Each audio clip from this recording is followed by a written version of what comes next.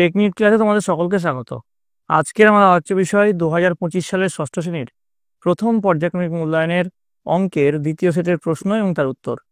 তোমাদের এবার থেকে চালু হচ্ছে হলিস্টিক কার্ড। সেই হলিস্টিক কার্ড অনুযায়ী তোমাদের এবারের প্রত্যেকটি পরীক্ষায় পূর্ণমান থাকবে 30, সময় হবে তোমরা 1 ঘন্টা। তোমাদের এর আগে অঙ্কের একটা সেটের প্রশ্ন এবং উত্তর দেওয়া হয়েছে। এছাড়াও ষষ্ঠ শ্রেণীর অল সাবজেক্টের প্রশ্ন উত্তর করানো হয়ে গেছে। তাছাড়াও রায়মার্টিনের কিছু কিছু বিদ্যালয়ের প্রশ্ন উত্তর করানো হয়েছে। তোমরা যারা যারা দেখোনি তাই জন্য লিঙ্ক ডেসক্রিপশন বক্সে দেওয়া আছে, তোমরা সেখান থেকে দেখে নিতে পারো। তো দেখো তোমাদের এই অঙ্কের প্রশ্ন উত্তর ঠিক কেমন হতে চলেছে দ্বিতীয় সেটের।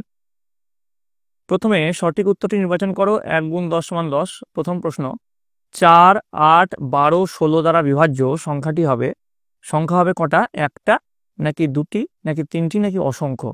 তো আমরা জানি 4, 8, 12 এবং 16 এর দ্বারা বিভাজ্য অসংখ্য সংখ্যা থাকতে পারে, এর কোনো শেষ নাই। তার জন্য এখানে সঠিক উত্তর হবে অসংখ্য, ডি হচ্ছে সঠিক উত্তর। পরেরটা দেখো, 3, 2, 5, 6, 4, 5, 6, 2 এই সংখ্যাটির দুটি 6-এর স্থানীয় মানের যোগফল। দেখো দুটি 6 কোথায় কোথায় আছে দেখে নাও তোমরা। এখানে একটা 6 আছে আর এখানে একটা 6 আছে, অর্থাৎ একক, দশকে একটা 6 আছে, শতক, হাজার, অযুতে একটা 6 আছে। তো দেখো, তো এর যেটা সঠিক উত্তর সেটা হচ্ছে তোমাদের এ। কি করে হলো একবার দেখে নাও। দুটি 6 আছে, প্রথম 6-এর স্থানীয় মান অর্থাৎ এই 6টার স্থানীয় মান কত? এই 6-এর স্থানীয় মান হচ্ছে 60,000। আর দ্বিতীয় 6 অর্থাৎ এই 6টার স্থানীয় মান কত? 60। এবার দুটি স্থানীয় মানের যোগফল বলেছে, তাহলে 60,000-এর সঙ্গে যদি 60 যোগ করি তাহলে কত পাবো? 60,060। তাহলে এ হচ্ছে সঠিক উত্তর। পরের প্রশ্ন 3 নম্বর, এক্স ও ওয়াই এর গুণফলের 4 গুণ বক্তব্যটি চিহ্ন ও প্রতীকের সাহায্যে প্রকাশ করলে হবে। তো এক্স আর ওয়াই এর গুণফলের 4 গুণ, তাহলে 4xy হবে। তো সি হচ্ছে 4xy। X C I x সংখ্যায় লিখলে হবে 99। দুটি পরস্পর মৌলিক সংখ্যা হলো, দেখো এর মধ্যে দুটি পরস্পর মৌলিক সংখ্যা আছে, একমাত্র 15 আর 16। নেক্সট, 73-এর সবচেয়ে কাছের 10-এর গুণিতকের পূর্ণ সংখ্যা লেখো। দেখো 10-এর গুণিতক 10, 20, 30, 40, 50, 60, 70।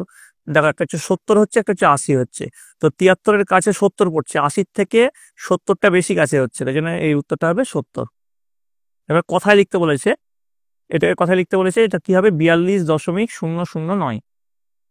চলে আসছি পরের প্রশ্ন। সরল কোণ হলো সমকোণের, সরল কোণের মান কত? সরল কোণের মান হচ্ছে 180 ডিগ্রি। আর সমকোণের মান কত? সমকোণের মান হচ্ছে 90 ডিগ্রি। তাহলে সরল কোণ হলো সমকোণের দ্বিগুণ। 94 সংখ্যাটিকে রোমান হরফে লেখো। রোমান হরফে লেখা হয়েছে XCIV। নেক্সট, একটি ত্রিভুজের দুটি কোণের মান 60 ডিগ্রি ও 45 ডিগ্রি হলে অপর কোণের মান কত? তো একটি ত্রিভুজের 3টি কোণের সমষ্টি কত? 180 ডিগ্রি। এখানে দুটি কোণের মান হচ্ছে 60 ডিগ্রি ও 45 ডিগ্রি। তাহলে অতএব অপর কোণটির মান কত হবে? 180 degree minus 60 degree plus 45 degree মানে 75 ডিগ্রি। 75 ডিগ্রি হচ্ছে সঠিক উত্তর। নেক্সট দেখো, যে কোনো 4টি প্রশ্নের উত্তর দাও। 2 গুণ 4 সমান 8। 20 বছর পূর্বে এক ব্যক্তির বয়স x মাইনাস 10 বছর। 20 বছর পর তার বয়স কত হবে? তো 20 বছর পূর্বে যদি একটি ব্যক্তির বয়স x মাইনাস 10 বছর হয়, তবে বর্তমানে তার বয়স x মাইনাস 10 প্লাস 20 বছর, বা x প্লাস 10, কেন মাইনাস 10 আর প্লাস 20 কত হয়ে গেল? প্লাস 10। সুতরাং 20 বছর পর তার বয়স হবে x প্লাস 10 প্লাস 20, মানে এটার সঙ্গে আরো 20 যোগ করে দিলাম, মানে x প্লাস 30 বছর। তাহলে x প্লাস 30 বছর হচ্ছে সঠিক উত্তর। ঠিক আছে, এবার দেখো পরের প্রশ্ন চলে আসবো। 2-এর সাথে সমতুল্য দুটি ভগ্নাংশ লেখো।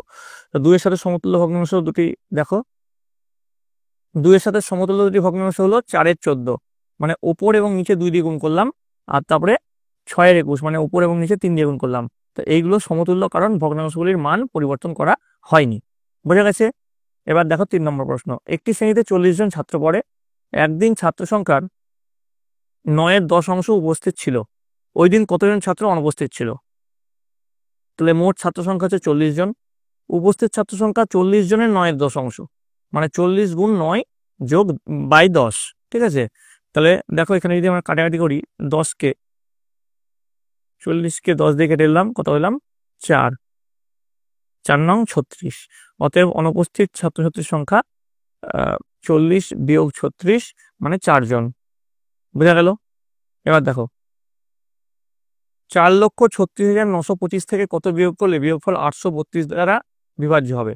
তো 4,36,925-কে 832 দিয়ে ভাগ করে ভাগশেষ নির্ণয় করতে হবে। ভাগশেষ হলো সেই সংখ্যা যা 4,36,925 থেকে বিয়োগ করলে বিয়োগফল 832 দ্বারা বিভাজ্য হবে। তাহলে 4,36,925-কে যদি আমরা 832 দিয়ে ভাগ করি তাহলে 525.14 আরো কিছু পাবো। এখানে ভাগশেষ হলো 4,36,925 বিয়োগ 832 গুণ 525, মানে 832 গুণ 525 করলে আমরা পাবো 4,36,800। এবার 4,36,925 থেকে যদি 4,36,800 বাদ দিই তাহলে পাবো হচ্ছে আমরা 125। অতএব উত্তর যেটা হবে এখান থেকে 125 বিয়োগ করলে বিয়োগফল 832 দ্বারা বিভাজ্য হবে। আশা করি তোমরা সকলে বুঝতে পেরেছো। চলে আসছি পরের অঙ্ক। 5 থেকে কত বিয়োগ করলে 2.172 পাবো? 5 থেকে x বিয়োগ করলে ধরে নিলাম 2.172 পাবো। তাহলে 5 বিয়োগ x সমান 2.172। তাহলে x সমান 5 বিয়োগ 2.172। তাহলে x সমান 5 থেকে 2.172 বাদ দিই তাহলে কত পাবো? 2.828। তাহলে সঠিক যেটা উত্তর সেটা হচ্ছে 2.828 বিয়োগ করলে 2.172 পাওয়া যাবে। বোঝা গেল? এবার ছোট থেকে বড় সাজাতে বলেছে। দেখো আমরা জানি ছোট থেকে বড় সাজানোর সময় সবসময় যে হরগুলো সমান আনতে হবে। দেখো এখানে হর কি আছে? এখানে হর আছে 3 আছে, দেখো 3 আছে হরে, 15 আছে, 5 আছে, 3, 5 আর 15। তো এবার এই হরগুলোকে সমান করতে হবে। যদি আমরা হরগুলোকে সমান করতে চাই তাহলে 3, 5 আর 15 লসাগু বের করবো। তাহলে 3, 5 এবং 15 লসাগু কত হবে? 15 হবে। 3, 5, 15 লসাগু 15 হচ্ছে। এখন প্রতিটি ভগ্নাংশকে 15 হর বিশিষ্ট ভগ্নাংশে রূপান্তরিত করতে হবে। তাহলে এবার যদি আমরা এরকম করি, 1-এর 3-কে উভয় পক্ষে যদি ওপর নিচে 5 দিয়ে গুণ করি, 1 গুণ 5 ভাগ 3 গুণ 5, তাহলে 5-এর 15। 4-এর 5-কে যদি ওপর নিচে আমরা 3 দিয়ে গুণ করি, 4 গুণ 3 বাই 5 গুণ 3 মানে 12-এর 15। তাহলে এবার 7-এর 15-কে 1 দিয়ে গুণ করলাম, 7-এর 15 মানে 7-এর 15। তাহলে একটা পেলাম, কি পেলাম দেখো, একটা পেলাম 5-এর 15, একটা পেলাম 12-এর 15, একটা পেলাম 7-এর 15। এবার আমরা সহজে বুঝতে পারছি কোনটা বড় কোনটা ছোট। এখন ভগ্নাংশগুলির লবগুলো তুলনা করে ছোট থেকে বড় সাজানো যায়। এখানে 12 7-এর থেকে বড়, আবার 7 আবার 5-এর থেকে বড়। তাহলে 7-এর সবচেয়ে বড় কোনটা? সবচেয়ে বড় হচ্ছে 12-এর 15, তারপরে 7-এর 15, তারপরে 5-এর 15। তাহলে ভগ্নাংশকে ছোট থেকে বড় সাজালে পাওয়া যায় 1-এর 3, 7-এর 15 আর 4-এর 5। বোঝা গেল? এবার দেখো নেক্সট প্রশ্ন। যে কোনো 4টি প্রশ্নের উত্তর দাও। 3 গুণ 4 12 সরল করতে বলেছে। 1 বিয়োগ 1-এর 2 ভাগ সেকেন্ড ব্র্যাকেট শুরু 2 বিয়োগ 1-এর 2, ফার্স্ট ব্র্যাকেট শুরু 1-এর 2 মাইনাস ফার্স্ট ব্র্যাকেটের মধ্যে আবার 1-এর 3 মাইনাস 1-এর 6, ফার্স্ট ব্র্যাকেট ক্লোজ, দুটো first bracket close, second bracket close, third bracket close. দেখো এখানে তোমাদের দুটো ফার্স্ট ব্র্যাকেট না দিয়ে এর মাথাতে একটা বন্ধনী দিতে পারে, ঠিক আছে? তাহলে বন্ধনী দিলে এর কাজটা আগে হবে। তো দেখো এখানে সরলটা তোমরা একবার দেখে নাও। প্রথমে আমরা এর কাজটা আগে করবো। দেখো 1-এর 3 মাইনাস 1-এর 6 এর কাজটা আমরা এখানে করছি। দেখো আমরা এই 1-এর 3-কে আমরা লিখতে পারি 2-এর 6 লিখতে পারি, কারণ উপরে 2 গুণ করলাম নিচে 2 গুণ করলাম। তাহলে 1-এর 3-কে উপরে নিচে 2 গুণ করলে 2-এর 6 হবে। তাহলে আমরা কি পেয়ে গেলাম? তাহলে আমরা হরগুলো সমান পেয়ে গেলাম। তো 2-এর 6 মাইনাস 1-এর 6 মানে কত হবে? 1-এর 6, সেটা এখানে লেখা হয়েছে। তাহলে 1-এর 2 মাইনাস 1-এর 6 এখানে হলো। এবার 1-এর 2 মাইনাস 1-এর 6 কি করবো? দেখো 1-এর 2-কে যদি উভয় পক্ষে 1-কে 3 দিয়ে গুণ করি এবং 2-কে 3 দিয়ে গুণ করি তাহলে 3-এর 6 পাবো। 1-এর 2-কে দেখো এখানে 1-এর 2 আছে। এবার যদি 1-এর উপরে এখানে 3 দিয়ে গুণ করি আর নিচেও যদি 3 দিয়ে গুণ করি তাহলে কত পাবো? দেখো এটা পাচ্ছি, উপরে পাচ্ছি 3, নিচে পাচ্ছি 6, সেটা এখানে লেখা হয়েছে 3-এর 6। 3-এর 6 বিয়োগ 1-এর 6। এবার 3-এর 6 বিয়োগ 1-এর 6 করলে আমরা কত পাবো? 2-এর 6 পাবো। এবার এবার 1-এর 2 ইন্টু 2-এর 6, এই 2 কেটে গেল। তাহলে 2 বিয়োগ 1-এর 6 মানে কত হবে? 12। এবার এটাকে আমরা যদি লসাগু করি 6 2 12, 12 বিয়োগ 1 বাই 6। এবার দেখো 1-এর 2 বাই 11-এর 6। এবার ভাগ থেকে গুণ করতে গেলে এটা আমরা উল্টে যাবে আমরা জানি। তাহলে এই 6টা উপরে চলে গেল, 11টা নিচে চলে গেল। তাহলে এই 2 দিয়ে এই 6টা কেটে গেল, কত হলো? 3 হলো। তাহলে কত হলো? 1 বিয়োগ 3 বাই 11। তাহলে এবার 11 লসাগু হলো। 11 লসাগু হলে কি হবে? এখানে 11 বিয়োগ 3 ভাগ 11। এবার 11 থেকে 3 বাদ দিলে কত হবে? 8 হবে। 8-এর 11। তাহলে এটা হচ্ছে এই সরলটা সঠিক উত্তর। এবার দেখো চলে আসছে 2 নম্বর প্রশ্ন। 500 জন ছাত্রের মিড ডে মিলের জন্য এক সপ্তাহে 175 কিগ্রা চাল লাগে। 75 কিগ্রা চাল খরচা হওয়ার পর 400 জন ছাত্রের বাকি চাল কতদিন চলবে তা নির্ণয় করো। তো দেখো এখানে 500 জন ছাত্রের এক সপ্তাহের মিড ডে মিলের জন্য 175 কিলোগ্রাম চাল লাগে। সুতরাং একজন ছাত্রের এক সপ্তাহের মিড ডে মিলের জন্য চাল লাগবে 175 ভাগ 500 কিলোগ্রাম। সুতরাং 400 জন ছাত্রের এক সপ্তাহের মিড ডে মিলের জন্য চাল লাগবে 175 গুণ 400 ভাগ 500, মানে হচ্ছে 140 কিলোগ্রাম। এখন 175 কিলোগ্রাম চালের মধ্যে 75 কিলোগ্রাম খরচা হয়ে গেলে অবশিষ্ট থাকবে 175 বিয়োগ 75, মানে 100 কিলোগ্রাম চাল। যেহেতু 400 জন ছাত্রের এক সপ্তাহের মিড ডে মিলের জন্য, এবার এখানে 400 জন ছাত্র বলে দিয়েছিল, 400 জন ছাত্রের এক সপ্তাহের মিড ডে মিলের জন্য 140 কিলোগ্রাম চাল লাগে, তাই 1 কিলোগ্রাম চাল চলবে 400 জন ছাত্রের 1/140 সপ্তাহ। এটা ঐকিক নিয়মে তোমরা বুঝতে পারছো, মানে 400 জন ছাত্রের এক সপ্তাহের মিড ডে মিলের জন্য 140 কিলো চাল লাগে। তাহলে এবার এখানে 140 কিলো চাল লাগে। এবার যদি 1 কিলো চাল চলবে 400 জন ছাত্রের জন্য, তাহলে 1/140 সপ্তাহ চলবে। সুতরাং 100 কিলোগ্রাম চাল 400 জন ছাত্রের 100/140 সপ্তাহ চলবে, মানে 100 দিয়ে গুণ করে দিলাম। এটা 1 কিলো চাল চলবে 1/140, তাহলে 100 কিলো চাল কত চলবে 1/140 গুণ 100, তাহলে 100/140 হচ্ছে, মানে 5-এর সাথে যদি কাটাকাটি করি তাহলে পাবো 5-এর 7 সপ্তাহ। মানে কদিন চলবে 5-এর 7 সপ্তাহ, মানে যদি একে 7 দিয়ে গুণ করি, 5-এর 7 গুণ 7, যেহেতু আমরা জানি 7 দিন মানে 1 সপ্তাহ, একে যদি আমরা 7 দিয়ে গুণ করি তাহলে কত পাবো, আমরা এখানে 5 দিন চলবে। তাহলে যদি 7 দিয়ে গুণ করি তাহলে কত পড়বে 5 পাবো, 5 দিন চলবে।